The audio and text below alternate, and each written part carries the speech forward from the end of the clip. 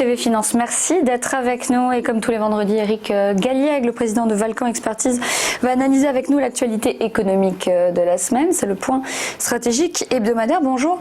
Bonjour. Eric, on va commencer avec la performance hebdomadaire. Quelle est-elle? Ça concerne le CAC 40 notamment.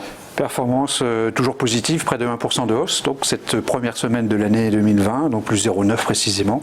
Une hausse aussi partagée par les actions américaines qui sont au plus haut historique, et donc une hausse aussi du dollar ou une baisse de l'euro de l'ordre de 1%, qui donc constitue les premières performances donc, favorables pour ce début d'année. Concernant les nouvelles économiques, celles des entreprises, 4 événements ont marqué cette semaine. Vous en avez choisi 4. D'abord, on commence avec le fort regain de tension avec l'Iran.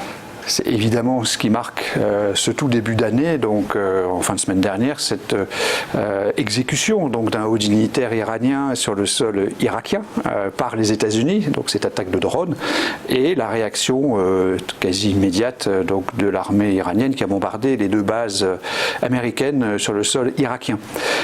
Les marchés ont peu réagi. Pour nous, c'est bien sûr un événement extrêmement grave en termes géopolitiques, je crois que tout le monde peut le dire.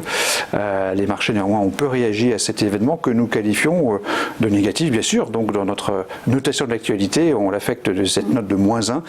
Le risque géopolitique demeure très important dans la zone arabo-persique et en creux on a bien sûr le possible affrontement entre les chiites et les sunnites, entre l'Iran et l'Arabie Saoudite en fait, et l'Irak, qui est véritablement le problème qui pourrait embraser cette région de production pétrolière, puisque évidemment les marchés ne s'intéressent qu'à cet aspect-là.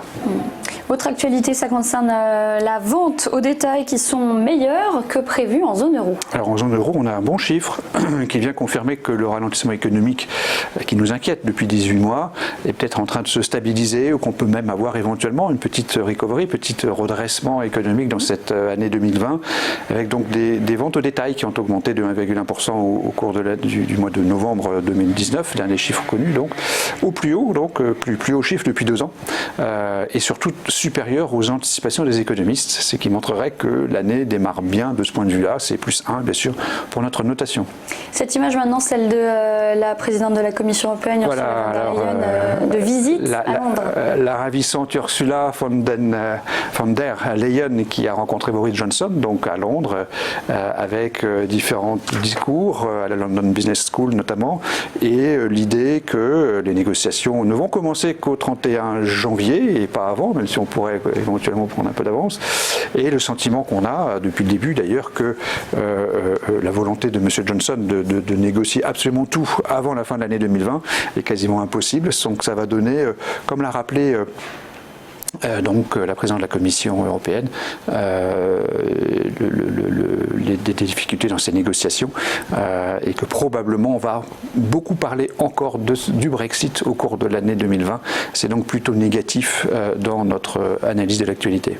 Et la dernière news dont vous avez choisi de parler, c'est l'amélioration sur le marché monétaire américain. Où en est-on? Alors c'est un sujet très technique puisqu'on part de tuyauterie du marché monétaire américain, avec cet événement qui remonte au 15 septembre de l'année dernière, qu'on voit sur le graphique, cette forte montée donc, des taux overnight, des taux donc repo, des taux à un jour, qui ont fortement monté, signe d'une tension dans ce marché monétaire américain.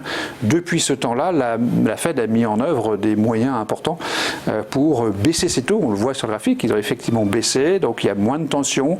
Et notamment, on a appris hier que la Banque centrale américaine n'avait apporté que une quarantaine de milliards lors de la journée précédente, contre plus de 100 milliards en moyenne depuis de nombreuses semaines. Ça serait le signe d'une forme de détente, donc plutôt positif sur le front monétaire, donc au niveau de l'interprétation de l'actualité. Alors, bilan de cette semaine, la synthèse de ces bonnes et ces mauvaises nouvelles, 2 bonnes, 2 mauvaises. Quelle est la note? 0 pointé.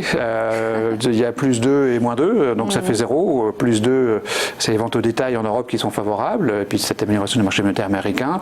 Les mauvaises nouvelles sont d'ordre politique et géopolitique à nouveau, que ce soit aux États-Unis, plutôt dans le Golfe arabo-persique, avec ce regain de tension avec l'Iran, ou donc cette visite de la présidente de la Commission européenne en Grande-Bretagne, qui est plutôt négative et qui nous rappelle que les négociations vont être difficiles. Donc 0 pour cette actualité de la semaine.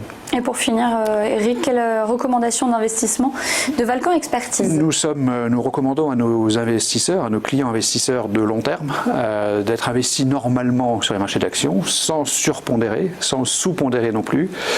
Nous sommes dans une dynamique qui demeure extrêmement haussière, pour des raisons qu'on connaît bien, et notamment parce qu'on a la combinaison entre une des politiques monétaires qui demeure extrêmement accommodante, comme on dit, et une conjoncture économique qui est finalement favorable, ou qui est même en train de se redresser gentiment ou doucement en Europe, ce qui fait un cocktail très favorable, en tout cas à court terme, pour les actions. C'était le point stratégique de la semaine. Merci Eric Galiac d'être venu sur le plateau du live TV Finance qui continue tout de suite avec notre deuxième interview.